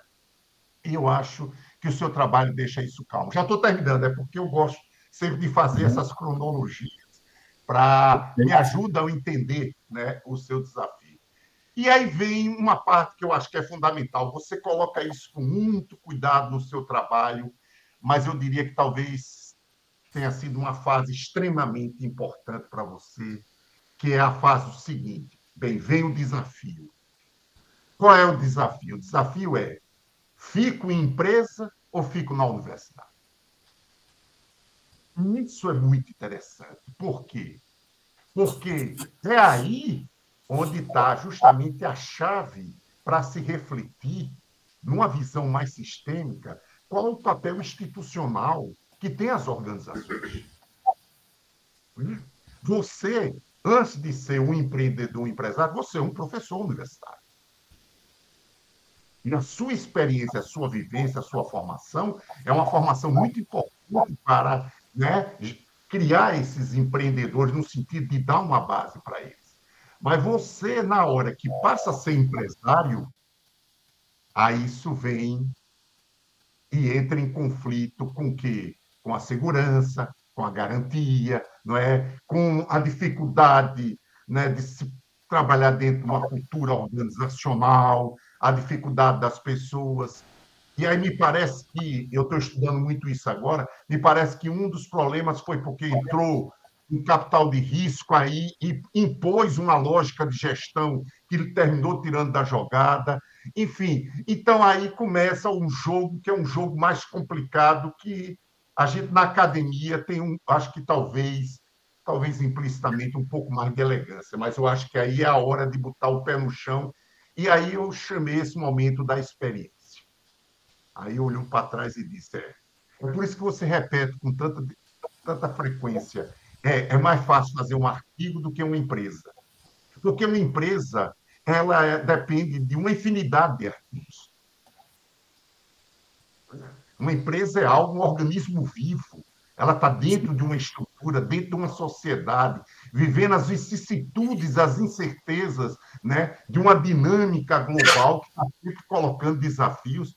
Né? Tem, inclusive, um livro na área de administração. Eu sou economista, mas, no fundo, eu sou um administrador frustrado, sabe? Mas tem um livro na área de administração sobre estratégias de um cara chamado Safari de Estratégia do... Daqui a pouco me faltou o nome dele. É o Mintzenberg. Mintzenberg. Exatamente. E ele diz o seguinte, ele começa o livro dizendo uma coisa muito interessante. Ele mostra a figura de um elefante. Tá? O livro trata de 10 escolas de estratégia. E ele mostra que você só vê o elefante se integrar as 10 escolas. Que nenhuma escola especificamente lhe dá a visão do elefante. E nesse livro ele tem uma frase muito famosa que ele diz: não há nada mais prático do que uma boa teoria. Então não existe, quer dizer, a teoria que não se aplica é a teoria que não tem vigor. Então, se a gente faz teorias e publica em papers, né, com quales elevadíssimos, que não se aplicam, isso daí é uma coisa que, na realidade, você não é só do ponto de vista das organizações que você não está colaborando. Você não está colaborando do ponto de vista do desenvolvimento da própria sociedade. Não é? E diria que, na realidade, com isso, eu fui percebendo essa sua história. Mas aí me ficou uma coisa na cabeça que eu digo, rapaz, o Joel é um cara muito organizado, muito focado, mas esse cara deve ter alguma fonte de inspiração. Fonte de inspiração, com certeza, não é a tese de doutorado dele, nem é a tese de mestrado, nem é o papo com o orientador dele, nem é o papo com o cara que ele foi vender. Primeira pergunta é, qual é o seu hobby, João? Quer dizer, aonde você vai buscar inspiração? Qual é o seu hobby? Aonde é que você vai buscar inspiração? Tem que ter alguma coisa que você vai buscar inspiração, é tocando, é cantando, enfim. Então, essa é uma primeira pergunta. E a segunda pergunta, para fechar, né, que eu acho que também porque você é um cara muito jovem, e esse é um estágio da sua vida, né? É um estágio, obviamente, extremamente privilegiado, porque agora você tem uma série de experiências, não é? A gente não pode mudar o passado, mas a gente pode aprender com o passado, a partir daí, né, criar toda uma reflexão sobre isso e, quem sabe, vislumbrar um futuro diferente, apesar de também não termos controle sobre o futuro. A segunda questão é, e essa questão do professor? do acadêmico e do empreendedor, né? Como é que você vai lidar com isso daqui para frente? Porque me parece ser um tanto frustrante, né? E aí eu acho que o seu filho, né, em cima da pergunta do Tanuri, eu acho que ele tem em você, eu acho que não só uma referência, mas ele deve ler algumas vezes o seu memorial, porque ali está o caminho das pedras, né? Primeira coisa, né, tem uma passagem de um verso, de um poema de um poeta espanhol chamado Antônio Machado, que ele diz o seguinte: caminhante não há caminho, o caminho se faz ao andar. É só um trechinho de um poema grande. Então, não existe um caminho predeterminado, mas existe o andar. E o andar é errar, é acertar, é aprender. Então, o que você pode dar para ele é transferir para ele e dizer o seguinte: olha, veja que eu subestimei certas coisas que você não precisa subestimar. Mas e o futuro? Né? Diante desse desafio que parece que vem lhe perseguindo há algum tempo e vem. Você, inclusive, manifesta isso numa passagem lá do seu memorial, quando você diz que teve que abrir mão das suas orientações, que isso terminou gerando um desconforto em você, porque você abriu mão de tudo isso que você já havia organizado, já estava ali, e foi lá para a empresa e terminou não dando certo, não importa a razão, e teve que voltar, e isso está tendo que ser novamente construído. Então, veja que existe um preço alto, né, que vai ficando cada vez maior. E aí a pergunta é: você já pensou, né, como você vai enfrentar esse dilema? Então, qual é o seu hobby e como você espera enfrentar esse dilema? É só isso que eu queria colocar. Agradeço mais uma vez o convite e a oportunidade. Professor Reinaldo, eu acordo todo dia com esses dilemas, viu? O senhor acertou na lata. É complicado. Esse poema que o senhor citou, que o caminho se faz caminhando, eu acredito muito nele. Eu acredito que o meu caminho foi feito quando a gente começou a dar os primeiros passos. A gente dá o primeiro passo primeiro, vê o que acontece, e, inclusive, lá no Japão, eu aprendi que o nosso modelo mental para fazer as coisas é muito cartesiano, é 1, 2, 3 e pula. Só que a gente fica muito no 1, 2 e não pula no 3, porque dá medo de pular, muito medo. Só que só quando a gente pula no 3 é que a gente consegue sentir o que aconteceu. E aí a gente consegue falar, olha, eu acho que precisa arrumar isso, aquilo. E essas participações em startups, essas participações nas consultorias, me fez muito mudar o modelo para o modelo de preparar, atirar, fogo, preparar, apontar, fogo, né? Igual o modelo 1, 2, 3, a gente só tem a ação no final. Só que eu adotei o seguinte modelo, eu adotei o modelo apontar, fogo, preparar. 2, 3, 1. Né? Apontar, fogo, preparar. Apontar, fogo, preparar. Inclusive, eu falo isso nas minhas aulas. Por que isso? Porque a gente aponta na direção mais ou menos correta hoje. A gente atira, executa e depois vem preparando ou fazendo todo o planejamento de que deu certo, que deu errado, só depois que a gente executou. E eu acredito que eu fiz isso na minha vida, professor. Eu fui apontando a direção, atirando e vindo atrás, vendo quais foram os mortos e feridos e tentando resolver os mortos e feridos depois. Foi por isso que eu acredito que a minha trajetória foi construída nesse caminhar. Então, a gente foi executando, apontando a direção correta, eu sabia. Eu acho que esse caminho do empreendedorismo é um caminho bom. E claro, meu perfil também, né? Mas eu ficava nesse dilema. Eu tive que recomeçar 2 vezes. Quando eu estava na TBIT, eu tinha vários orientados, tinha empresa para tocar e a universidade para dar aula, orientar. Então, eu sempre ficava, nossa, a minha vida é uma loucura, está de ponta cabeça. A minha filha ficava falando, de novo você vai viajar? Viajava o Brasil inteiro, é minha paixão viajar, e eu viajava o país inteiro vendendo as coisas, e eu sou muito curioso também, né? Então, a gente vai entrando em cada buraco. Uma vez também, na área de dar aula em MBA também, tinha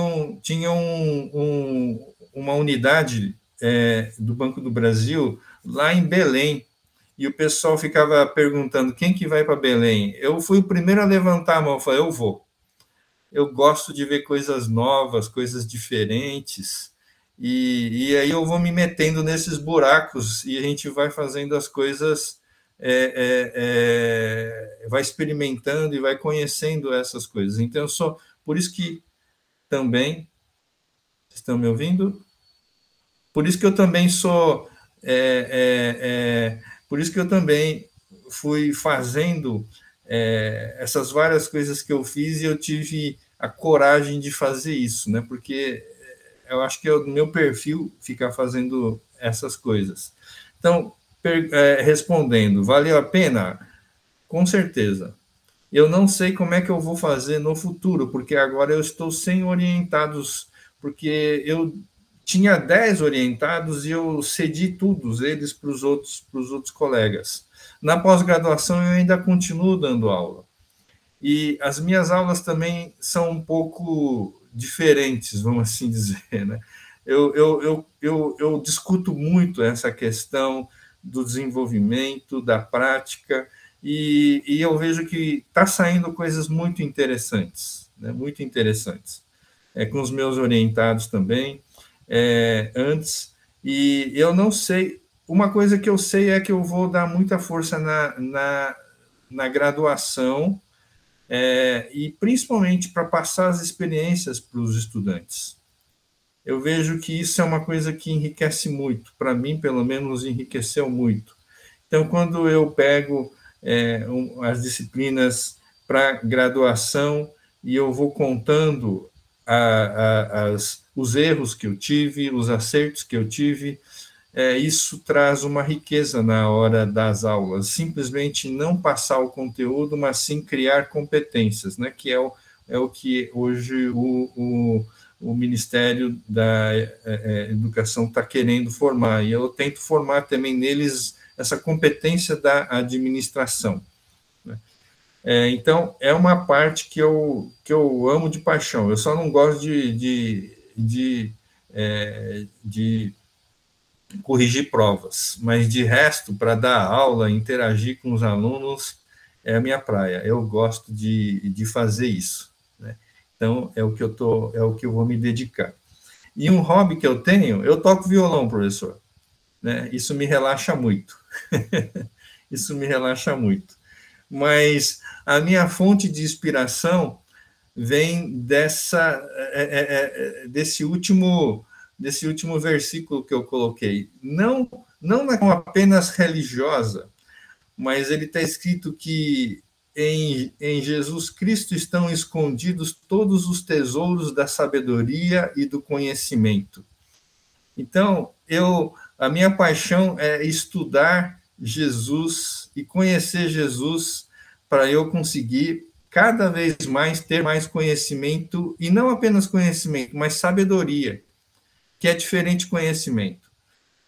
A sabedoria é você conseguir aplicar o conhecimento de forma correta. Então, é isso que eu tento fazer, né? Tanto nos meus acertos, como também nos meus erros, como também nas várias horas que eu estou refletindo, eu tento obter sabedoria. Eu tento ver como é que eu conseguiria fazer essa aplicação da melhor forma possível, que seja bom para todos, né? O coletivo, e não apenas para mim.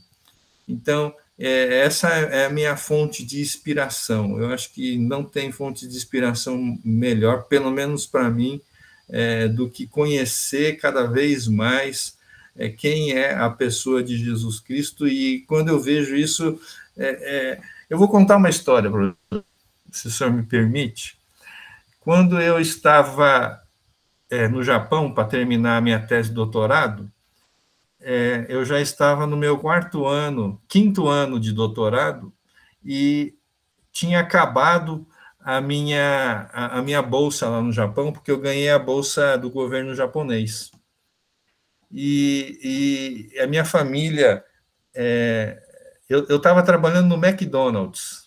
Eu tinha juntado os 4 anos de dinheiro, porque eu sabia que no último ano eu não teria a bolsa.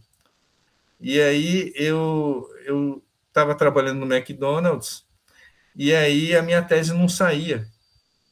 E eu ficava pensando, como é que eu vou terminar a minha tese? Eu falei para minha esposa, Ruth, vai embora com o Josué lá para o Brasil, porque a gente não tem dinheiro aqui, não sei como é que vai virar. Ela falou, não, vou ficar junto com você. Ainda bem que ela ficou, porque ela me deu força para terminar a minha tese de doutorado. Mas uma hora eu estava lá no laboratório e a tese não saía, eu trabalhando, e já estava passando 1 ano já de sem bolsa, e aí então não saía. Eu literalmente joelhei onde eu estava e falei, Deus, só o Senhor mesmo, não tem jeito, não vai sair esse negócio, estou dependendo dessa tese para ir embora, estou sem dinheiro, não tem nada, me ajuda aí. E quando eu voltei e sentei de novo na cadeira, todos os meus 5 estudos de casos que eu produzi durante o meu doutorado, me veio tudo na minha mente, organizado, e eu comecei a rabiscar todo o desenvolvimento do conceitual teórico da minha tese. E eu demorei, acho que umas 3 horas para organizar tudo. Eu falei, não é possível. E uma coisa encaixava com a outra, eu não via a relação, e uma coisa encaixava com a outra, e eu cheguei nesse modelo chamado Estratégia Plataforma da Web, que eu dei o nome de Estratégia Plataforma da Web.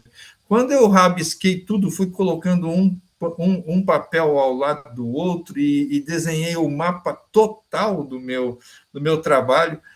Era tarde da noite, eu liguei para minha esposa e falei, Ruth, nós vamos embora para o Brasil, pode comemorar. Então, foi um momento assim em que... aí depois disso, é claro, né, tive que escrever tudo, mas a ideia toda já estava prontinha depois disso. Então, eu vejo que por várias vezes eu passei por esses momentos, e a minha inspiração não vem de mim, né, vem do alto, né? Pelo menos para mim, ela funciona dessa forma. Feito. Parabéns. Muito bem, Joel. É um prazer estar aqui, nesse momento tão importante da sua vida. Eu já te conheço há um tempo, e uma honra também. Uma honra porque, quando eu vi o seu memorial, eu falei, nossa, é o merecedor do pleito, né? É merecedor do pleito. Então, o Joel, eu já conheço ele há alguns anos, e é uma pessoa super competente, humilde, de fino trato, uma pessoa super educada, e a gente pode falar que a gente fez uma ótima aquisição aqui em Lavras quando você veio para cá, João. Então, você tem, vamos dizer assim, você é respeitado no departamento, então isso tudo, vamos dizer assim, são frutos que você está colhendo. E, além de tudo, você é um empreendedor, você é um guerreiro, né? Então, realmente, como diz, a sua trajetória é muito interessante, muito, como é que fala, inspiradora. A primeira coisa que eu tenho curiosidade é como ficou a fábrica de brinquedos do seu pai depois que você veio para Lavras. O que aconteceu? Boa pergunta, professor. O meu irmão, o segundo irmão, ele tocou a empresa depois. O meu pai, ele tinha ele tinha um defeito que era a predileção de filhos. Então, acho que ele se desencantou comigo, porque eu sempre o peitava, eu sempre o desafiava. Então, ele passou toda essa responsabilidade para o meu segundo irmão. Sim. E esse meu segundo irmão, ele tocou bem, mas como é uma área de brinquedos, depois começou a entrar todas as importações da China, e era impossível de ele manter toda a estrutura funcionando, competindo com essa nova realidade.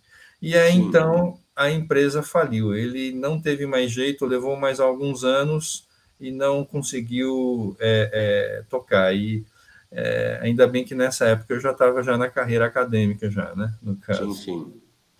Mas era quase inevitável, né? Porque indústria no Brasil, né? Ela compete com o mundo, né? Então, e outra coisa o seu orientador do Japão, você estava me dizendo que era uma pessoa assim. Primeiro, o professor no Japão é algo assim muito valorizado, né? E você falava que tinha um pouco de, como é que fala, era até, como é que fala, difícil conversar com ele pela toda aquela áurea de respeito, né? Então, esse relacionamento com o seu orientador no início foi difícil, porque você estava integrando uma cultura japonesa que você não conhecia, né? Vamos dizer assim, de perto, né? E você falou que era uma coisa meio autoritária também, né? Tá me ouvindo? Cortou um pouquinho, professor. Uma coisa meio autoritária, que você sentiu isso? Perfeito. Tem uma outra história também que eu quero contar também, que é muito interessante. Todos os orientados do meu orientador no Japão tinham medo dele, porque ele é uma pessoa extremamente ríspida, muito, vamos assim dizer, direto, né? E eu sendo brasileiro e tendo a cara de japonês, a minha professora de japonês lá no Japão falou assim para mim: você precisa tratar o seu professor com uma linguagem que nós tratamos para pessoas mais de nível hierárquico mais alto. Então, no Japão, a gente consegue saber o nível hierárquico da pessoa só pela maneira com que ele fala. Você já consegue saber quem é mais alto e quem é mais baixo. Sim. E quando a professora falou isso para mim, ele falou assim: você sabe falar muito bem japonês, então você vai ter que usar palavras, você vai ter que usar a forma de conversar com o teu orientador de uma forma respeitosa com ele, usando esses pronomes de tratamento. E aquilo me pirou a cabeça, porque eu, brasileiro, como é que eu vou entender essas questões culturais que o professor Reinaldo falou lá no Japão? E aí eu fui tentando também. E eu vendo as atitudes dele, eu até ouvi falar que ele até jogava a mesa assim, na frente dos outros alunos, só para ele mostrar a autoridade dele. Ele falou: o dia que ele me desrespeitar, ele vai ver. E um dia eu estava com ele sozinho dentro da sala dele, eu apresentando o trabalho para ele, e ele pegou o meu papel assim e jogou no chão assim, ó. Então faz do jeito que você quer, né? Em japonês. E eu peguei o papel assim e falei assim: então tá bom, professor, vou fazer do jeito que eu quero mesmo. E cheguei, bati a porta na sala dele e saí. Eu voltei para minha esposa e falei: Ruth, acho que acabou meu doutorado aqui. Acho que eu estava branco igual um fantasma quando cheguei em casa. Eu cheguei em casa, os meus colegas do doutorado ligando para mim: Joel, você é maluco, você é louco, você é doido, isso não se faz aqui no Japão, não. tal. E bem naquela época, estava passando no jornal assédio moral dos professores. Sim. E eu era bolsista do governo japonês. Eu imagino que isso deve ter refletido na cabeça dele e pensado assim, o que eu fiz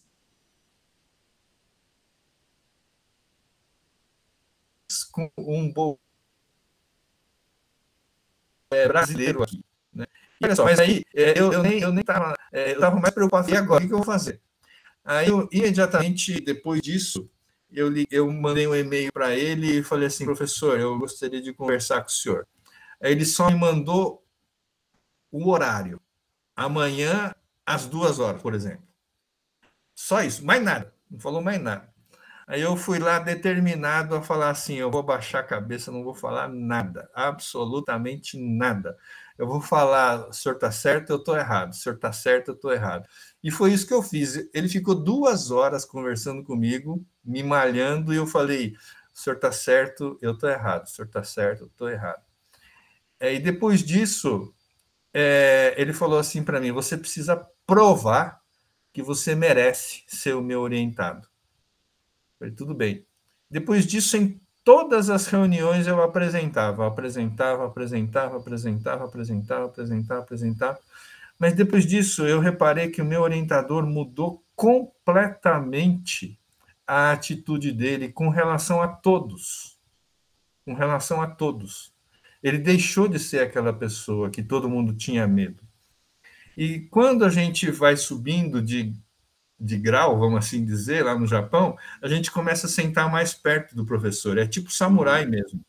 Os mais novos vão sentando cada vez mais longe. E cada vez que eles vão subindo os níveis hierárquicos, ou seja, o pessoal mais velho vai saindo, a gente vai sentando mais perto. E ele me chamava várias vezes para sentar perto dele, Joero, ele me chamava assim, Joero, eu vou te contar como é que faz a administração. E ele contava para mim as coisas que ele desenvolvia, e era bem legal, sabe?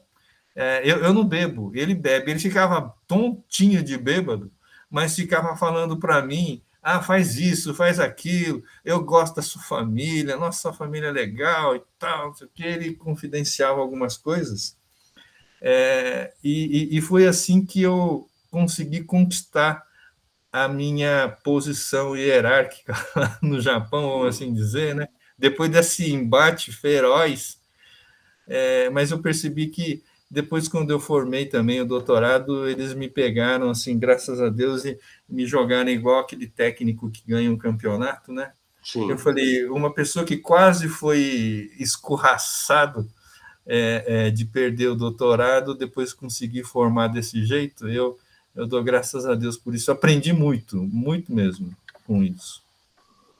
Muito bem. Ô, Joel, parabéns, viu? Eu não sei se algum colega quer fazer mais alguma contribuição, a gente pode encerrar aqui. E aí, o que a gente tem? Eu vou pedir para você sair da sala, você desliga a gravação. Perfeito. E eu te chamo pelo Zap na hora que a gente vai ter que preencher 3 atas aqui, e a gente te chama assim que estiver a coisa pronta, ok? Tá ok. Deixa eu só parar aqui, apresentar. Para a gravação. Para a gravação. Eu vou dar uma licença então, tá? Vou sair. Tá. Aí eu te dou um toque pelo WhatsApp, beleza?